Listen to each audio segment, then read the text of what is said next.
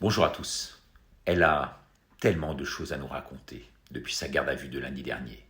Elle a choisi la minute de Ricardo pour tout dire, absolument pour tout déballer. Natacha Ray sera chez nous en exclusivité pour un live exceptionnel le 3 janvier à 21h. Une interview exclusive à ne pas rater, réservée bien sûr en priorité à tous nos abonnés. On attend du reste des centaines de milliers de personnes. Sur cette chaîne, il faut le dire, au départ, nous n'avions absolument rien contre Brigitte M, qui n'était que la femme d'eux. Nous n'avons toujours rien contre ses orientations sexuelles, qui finalement ne regardent qu'elle. Nous n'avons rien contre ses pratiques, qui ne suivent qu'une longue série présidentielle complètement détraquée à ce niveau-là. Le pouvoir est, on le sait, un appareil de jouissance.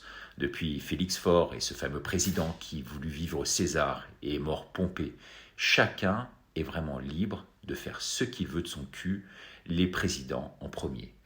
Tiens, dans le genre, on peut aussi parler de Giscard et de cette camionnette du laitier de Chirac et de ses 5 minutes douche comprises, de Mitterrand et toutes ces femmes de DSK et de Delors qui auraient dû être présidents s'il n'y avait pas eu ces déviances présumées.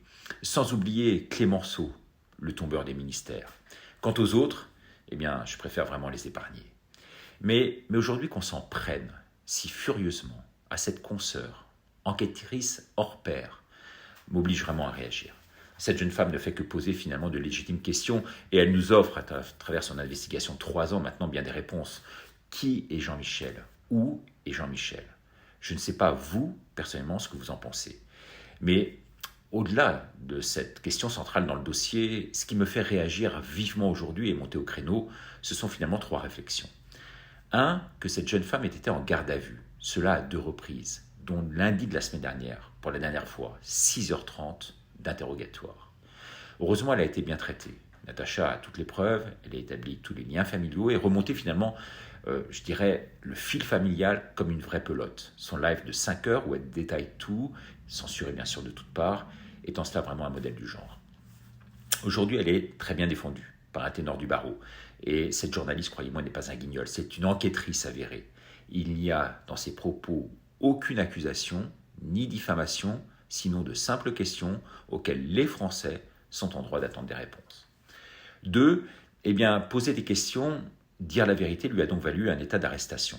Comme quoi, finalement, comme un vulgaire terroriste. Elle a refusé une analyse psychiatrique. Bien, lui en a pris. Elle ne souhaite pas être le prochain professeur Fourtillant. Cette jeune femme, intellectuellement brillantissime, vous allez le voir, aux intuitions et aux idées extrêmement claires, est donc devenue un vrai caillou dans les chaussures présidentielles. Croyante et investie dans cette mission, elle ira au bout de son combat pour faire éclater la vérité. C'est cela les vrais croyants. Ils ne lâchent rien.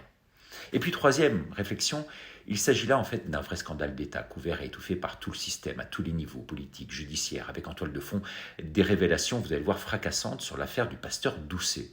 Rappelons ici même que les assassins et les commanditaires du pasteur Doucet sont aujourd'hui toujours libres et sont non identifiés. L'affaire BM, comme on va l'appeler, est une affaire encore une fois couverte par la presse, qui ne joue pas son rôle, qui ne fait que couvrir de façon éhontée le couple présidentiel, quoi qu'ils disent, quoi qu'ils fassent, comme cela ne s'est jamais vu dans l'histoire de France. Jamais, je dis bien jamais, un président n'a dépensé autant d'argent pour s'acheter sa presse. Je dis bien s'acheter sa presse. Rendez-vous donc le 3 janvier avec Natacha Ray sur 7 minutes de Ricardo, une interview réservée à tous les abonnés. Donc abonnez-vous dès maintenant, c'est gratuit, cela va vous permettre de recevoir 7 minutes tous les jours sans avoir besoin d'aller la chercher, d'aller piocher un peu partout. Merci, au revoir.